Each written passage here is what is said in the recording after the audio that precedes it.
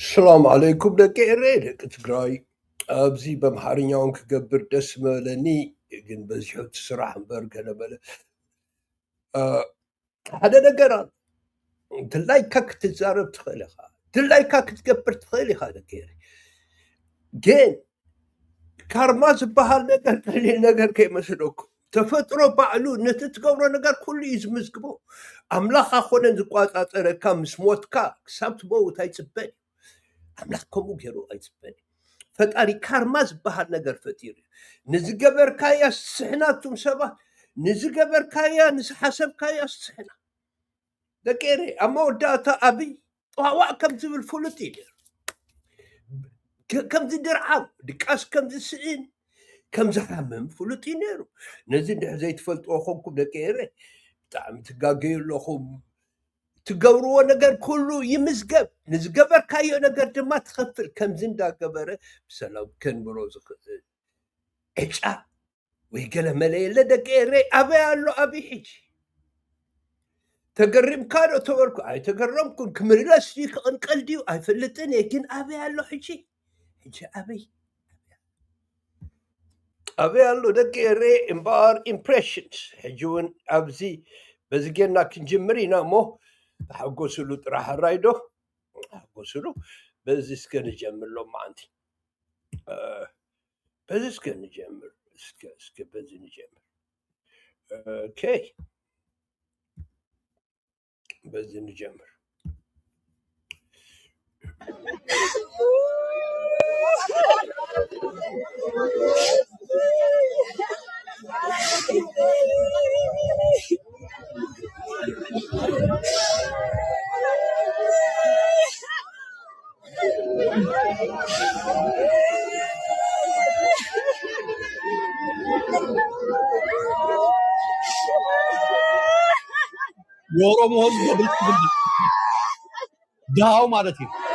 You cannot cause problems to people and survive. Karma will catch up with you.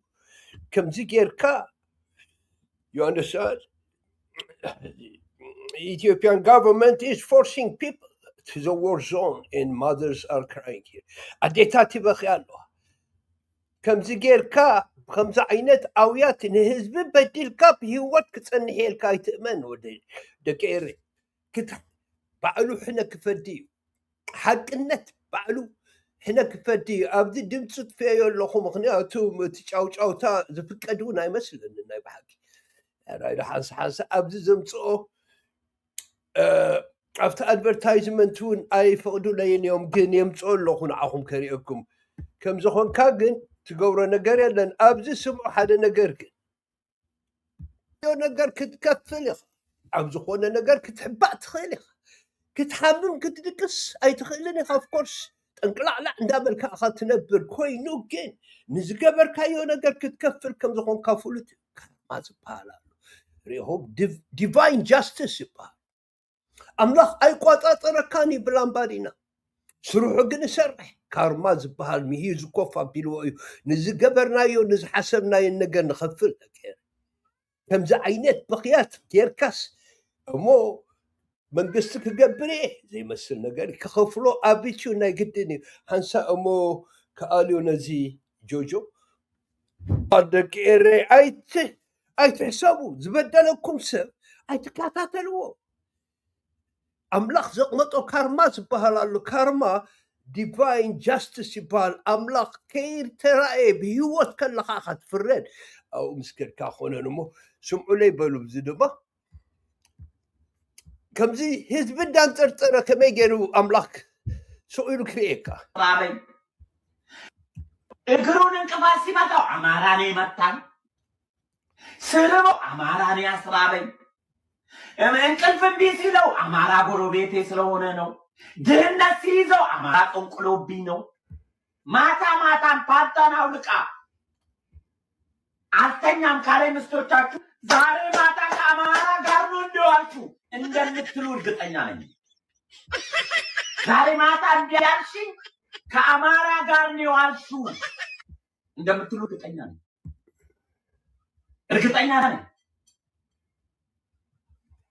انت اذا بزولو زودي لك انا سي اورومو يتودي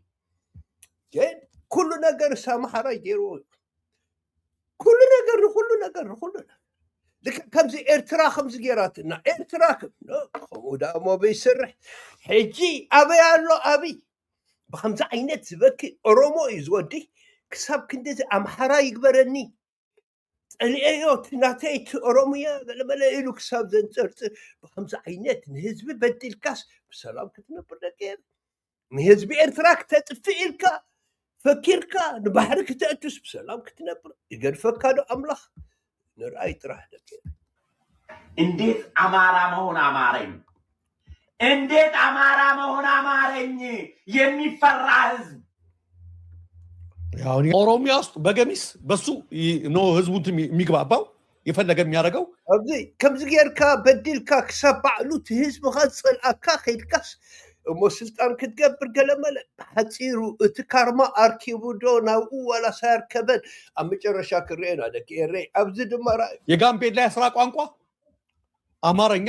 የቤንሻንጉል ክልል የስራ ቋንቋ አማርኛ የሶማሌ ክልል የስራ ቋንቋ አማርኛ የአፋር ክልል የስራ ቋንቋ አማርኛ የደቡብ ኢትዮጵያ የተባሉት በሙሉ አብዛኞቹ የስራ ቋንቋቸው አማርኛ ምክክር ኮሚሽኑ 40 ቀን ተወያየው በአማርኛ ፓርላማው የሚወያየው በአማርኛ የፌደሬሽን ምክር ቤት የሚወያየው በአማርኛ አማርኛ ብሔራዊ ቋንቋ ይሁን ሲባል አይሆንም የቱ በአማርኛ የተወያየው የምክክር ኮሚሽን አይደለም ከመገርካ ከምዚ ኸሆነ ክእል ደገረ ሕሰቦን ኣምሓርኛ ዲ ቋንቋ ሞለንታይቱ ኦሮምኛ ናተይ ጥራሕ 80 ዝኣክል ቋንቋታት ኣሎ ኢትዮጵያ ግን ፅላቢልካ ናተይ ጥራሕ ናታቶም ፀገም እዩ ደገረ ባዕሎም ቶም ኣምሓሩ እውን ዝፈጠርዎ ፕሮብለም ከም ዝኾነ ፈልጠ እዚ ኩሉ ፕሮብለም ኣብ መጀመርያ በዓል ጃንሆይ ዝፈጠርዎ ግን ክሳብ ክንድዚ ኣዲስ ኣበባ ንበይነይ ቋንቋ ይዛረብን እየ ትግዕዝ ዝበሃልስ ኣይደልይዎን እዮም ብእንግሊዝኛ ይፅሕፉ ናይ ፀሊም ገዲፍካስ ናይ ፃዕዳ እሞ ድማ እቲ በዓል ኣክሱም እናተይ እዩ በዓል ኤርትራውን ይብሉ እቲ ግዕዝ ዝፈጠርዎ ሰባት ስለዚ ኣብዚ ትኸፍል ዶ ኣይትኸፍላን መወዳእታ ከም ትስሕና ፍሉጥ እዩ ተኾንካስ ትስሕና ተኾንካ ትስሕና ካርማ ከምኡ እዩ ኣብዚ ረኣይዎ ከምዚ ዓይነት ስቅያት ከሪአኩም አይደለን የብዚ ግን እንፅርፅሮ this is ladies and gentlemen frustration by the people actually their homes are demolished and yet they have nothing left to survive about and this is how the Ethiopians are complaining at this point in time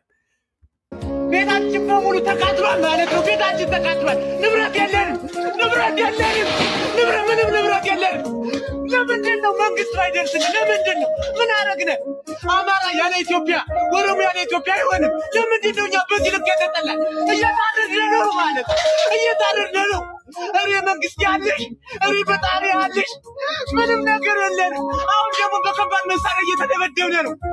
ሽመልስ አብዲሳ ማለት ነው ፋይ በቃ ጥንፈኛ እያጠፋን ነው ይላል ጥንፈኛ እያጠፋን አይደለም ህዝብን እያጠፋ ነው እኛ መሮናን ከዚህ አውጡን በቃ አንፈልግም ካላችሁ አጅባችሁ አስወጡ ተውን በቃ ነገር Germany your karma is going to follow you cannot get away like that you cannot just get away like that you cannot hurt people to this extent demolishing their homes, their livelihood, and expect to survive. God will punish you with your karma. God will punish you with your karma. The guy is crying for help. Ladies and gentlemen, Abzi, kamzi gerka sabnda sa'akha, amharairka gazanda tfakha, da'nakhas. Right? I'm very sorry for the graphic nature of the whole thing, but we have to present it for justice. Kamzinda gabarkas. ከምዚ ዓይነት ስቅያት እንዳምፃእኻ ኣዴታት እንዳምካክ ሰላም ክትነብር ካርማኻ ከርክበካ እዩ እቲ ሕቶ ግን ኣበይ ኣሎ ትወዲ ሕጂ ኣበይ ጠፊኡ ናብኡ ክንኣቱ ኢና ስምዑን እኔው መቲ እንመልከተው ጀዋር ግን እንደተናገርነው ደምድም ያለው እኔ ከአሁን በኋላ የፈለገ ነገር ቢሆን እኔ ያውቃለሁ ለምንም መመለስ ነው ቶሎ ቂማሊዝም ነገሮች የተሻሉ ሲመስሉኝ እንደዛ የምደረግ እንትኑ የቀጠለው ዛሬ በሶማሌ ክልል የሆነው ነገር መሰለኝ እንግዲህ እስኪ ቪዲዮ بكيري نزي كريئكم دلي بطعم زقرم زحزن بطعم أنا ناتي هايمانوت راح يزدلي انتي هايمانوت السبعي بطعم قلت اندخونا متعلو تناي أرثوذكس تشرش كأنو خلو كابسنا العالم سكرنت يلا مو كم زقير كاس أملاخ بزخونا متسوني يزبالن بر نادكا مقد تخكلي بلن نأملاخ زتلاي اللو بوتا أفريسوس بسلام كنب كارمار كيوونو أركبون رأيو بلو حتيات زحيس كاس بسلام كنبر ሆን አሁን ቅድም እንትን እናሳያቸው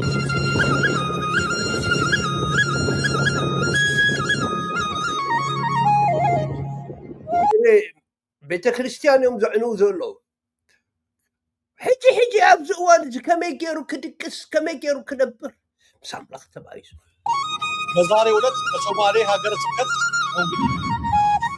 ጅጅጋ ከተማ የሚገኘው ደብረ መድኃኔዓለም ቤተክርስቲያን ላይ የተፈጸመ ነው።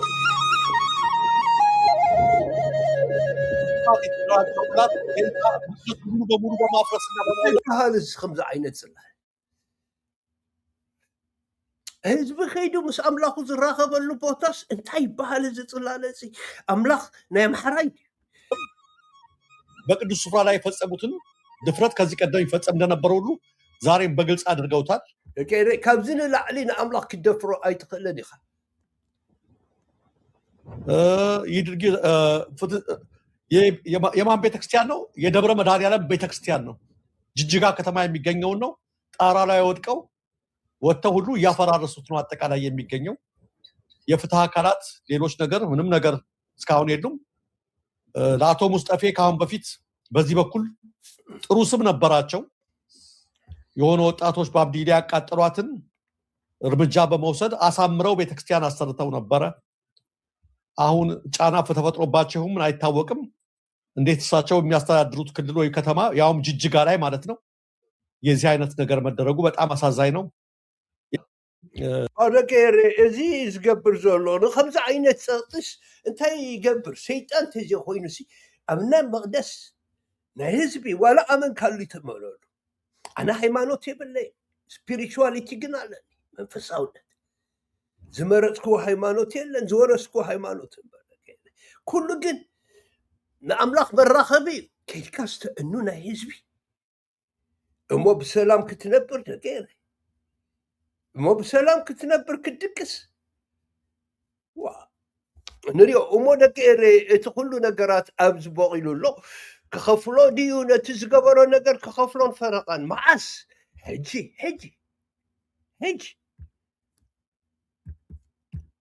በአጭሩ እንየው ተመልካቾቻችን። ጠቅላይ ሚኒስትሩ በሚዲያ ላይ ከቀረቡ 15 ቀን ሆናቸዋል። ባርክተ ሶሙን ገይሩሎ ኣብ ሚዲያ ካብ ዝጠፍእ ሰብኣይ ብቅ ካሉ ችግኝ ከተከሉ ጀምሮ እስካሁን ድረስ አልታዩም። ኢትዮጵያ ውስጥ አለመታየታቸው ብቻ ሳይሆን ይሄን ነገር እንድናነሳ የፈለኩት እንደ መረጃ ኢትዮጵያ ቴሌቪዥን እና ፋና በተከታታይ ያለፉት 15 ቀናትን ከአብይ ከድሮ ንግግሮች እየቀነጨቡ እያሳዩ ነው። ከድሮቹ ባርታይ ዝብለኩ ዘሎ ደቀረ እቲ ናይ ቀደም ስእልታት ይዝረአይ ዘሎ ቴሌቪዥን ቀደም ዝገበሮ ዘረባታት ኣብ ቀረባ ዝገበሮ ነገር አይረአይና ኣሎ ብለኩም አሉ። ከድሮቹ እየቀነጨቡ እየታዩ ነው። ፋና የሚያስተላልፋል ዋልታ በቀን ቢያንስ 2-3 ይተላለፋል። ስለ ባህር ከተናገረው ስለምን አሁን ዛሬ ስለ ስንዴ ምርት የ2025ቱን ያምናውን ነው እያቀረቡ ያሉት እያየሁት ነበር። ያን ነገር እያደረገ ይላል። በዚህ መካከል የጤናቸው ጉዳይ ጥሩ አይደለም የሚሉ መረጃዎች ወጥተዋል። ባደቀረ ሓደ ዝበሃል ዘሎ ጥዕንኡ ጽቡቕ የለን እነዚህታት ክንዝርዝሮ ኢና ሞ ምስ ካርማ ክንተሓዝ እነዛ መረጃዎች ለኛም ደርሰውናል። ለኔ ለራሴ ደርሰውኛል። በግል ግን ያን መረጃ እንዳለ ወደዚህ አላቀርበው ሴንሲቲቭ ስለሆነ መረጃው ማለት ነው እና አላቀረብኩትም። ግን የደረሰ ነው ይሄ ነው እያልኩ አይደለም። ባደቀረ ኣብዚ እንታይ ክገብር ከመይ ገይሩ ገምጊሞ ነቲ ንዓቢ ጠፊዩ ኣሎ ክልተሰቡ ናቤት ድዩ ከም ዝኸደ ዝፈልጥ ሰብ ናይ ቀደም ግን የርእዎ ኣሎ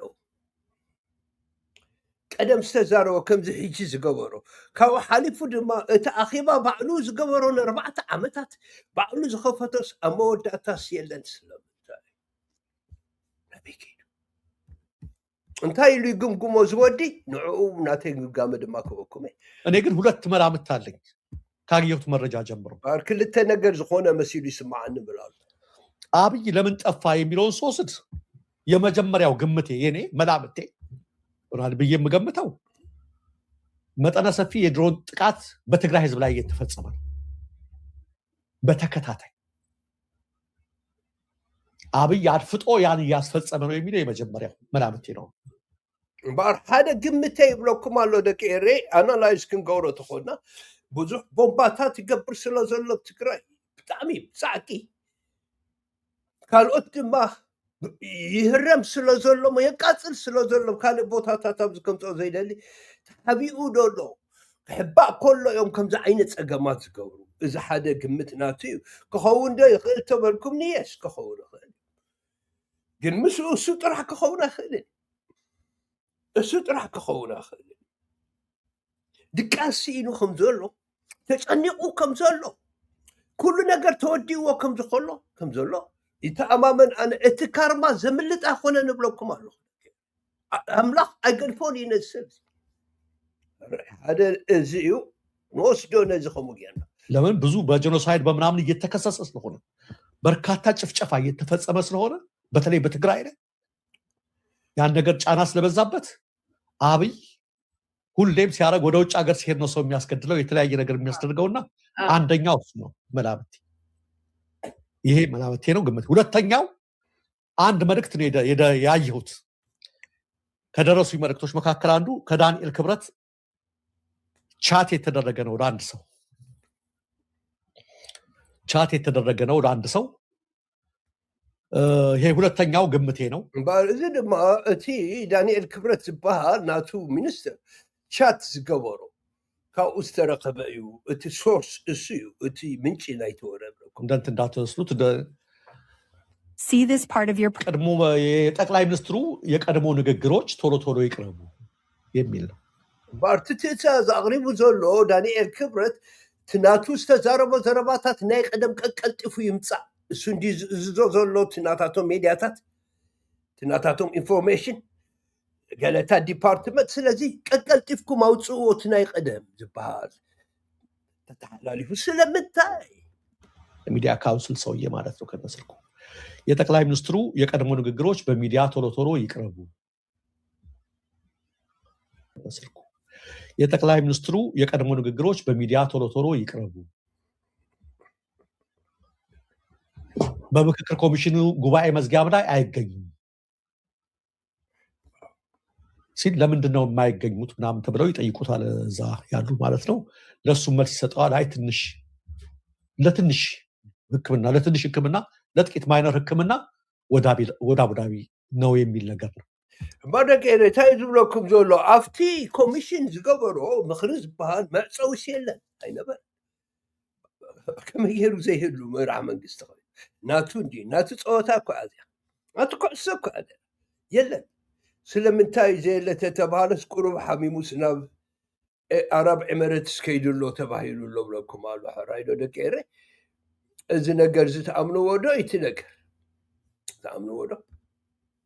كحمم نايقدن كما جيرو بزي دقاس كحدر بفرحي برعدي ماتوني باتي تخبيبو كم حدا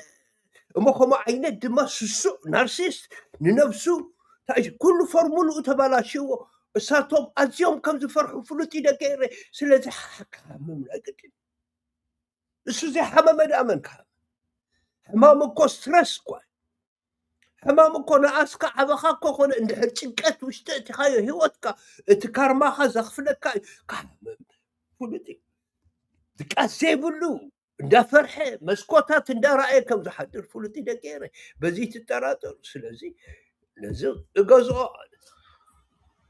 ይሄንን ተመልክቻለሁ ተደከውልኝ ማለት ነው አሁን ሁለተኛው ግምቴ ደግሞ የመጀመሪያው ያን ነው ሁለተኛው ግምቴ ታሙ በጠና ሳይታመም አልቀረም የሚል ነው ምክንያቱም ለምንድነው አንዱ ለሄን ያስባለኝ ለምንድነው ንግግሩ ቶሎ ቶሎ የሚቀርበው ይድሮ አላቋረጠም ያው አቶሎ እያደረጉት ነው ይቅ እንታይ እቲ ሳልሳይ መላምት ዝብሎ ዘሎ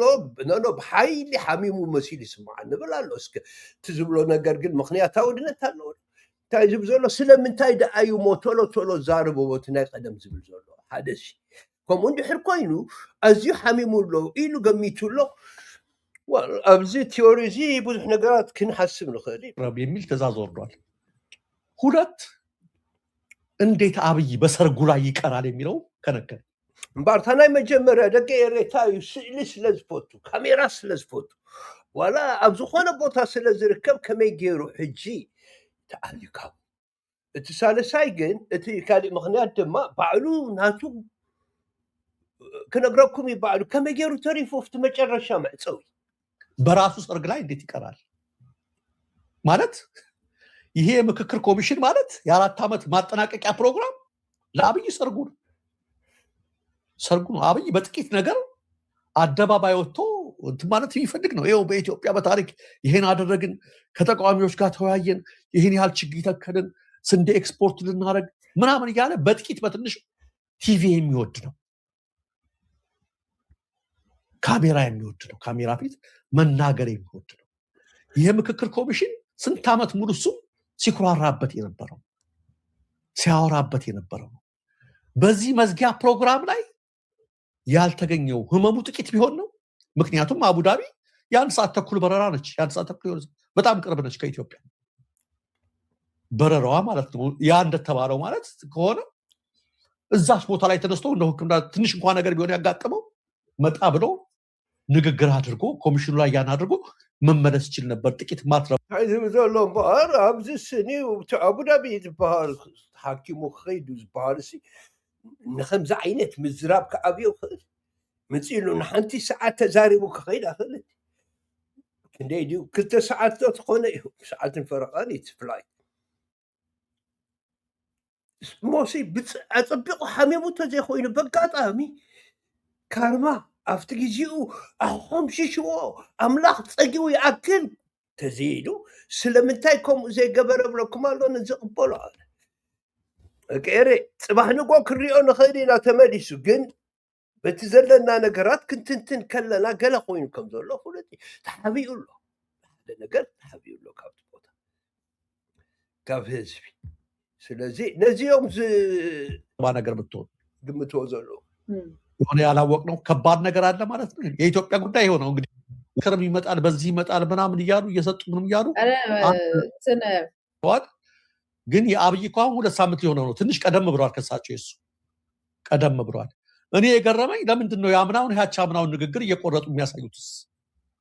አሁን ዛሬ እንደነገርኩሽ ያቻ አምናው ነው ትናንትና የፈለጋችሁት ነው ወደገር እቲ ሬዚስተንስ ክሳብ ኣብ ዝበፅሑስ ሓደ ኢትዮጵያዊ በይኑ ጠጠው ኢሉ መገዲ ከምዚ ዓይነት ፅሒፉ ኣይክእሎን እየ ድሕሪ ሕጂ አብይ አህመድ አምባገነን ሌባና አራጅ ነው ሓራድን ቀታልን ይሉ ከምዚ ኢሉ ፅሒፉ ክሳብ ክንዲዚ ተኣሽሙ ነገራት ኣለፍቲ ኢትዮጵያ ዝበሃል እሞ ናባኹም ክምለስ ኣነ ስለምንታይ ኣበይ ኣሎ ሕጂ እዚ ኩሉ ጭንቀታት ከመይ ጌርካ ክድቀስ ልዕሊ ዓለም ክኸውን ናርሲስት ኣነ በይነ እየ ኣበይ ኣሎ ኣበይ ኣሎ እሞ ደቂ ካርሙኡ ከፍል ኣሎ እየ ዝብል ዘሎ እቲ ስቅያት ናይ ግድን ንዝገበርካዮ ክትከፍል ንዝሓረድካዮ ሰብ ኣምላኽ ስቁኢሉ ከም ዝጥምት ፍሉጥ እዩ ክሳብ ትመውታ ኮንካ ዝፅባእ ኣምላኽ ኣብዚ ዝገርፈካ ኣብዚ ዝቕጥቅጠካ እሞ ድቃስ ምስኣና ሕሚምዎ ዶ ነዚታት ክነብሎ ንኽእል ብሓፂር ዝሪአኩም ግን ኩሉ ነገር ተባላሽዎ ኣብቲ ናይ መወዳእታ ስለ ዘሎ እዩ እሞ ከምዝመስለኒ ኣምላኽ ሕልኡ ፈድሎ ኢለ እየ ዝኣምን ክርስቶስ ኣነ እየ ክብል ጀሚሩ ነይሩ እዩ ክርስቶስ ዝበሃል የለን እውን ክብል ነይሩ እዩ ኣይኮነን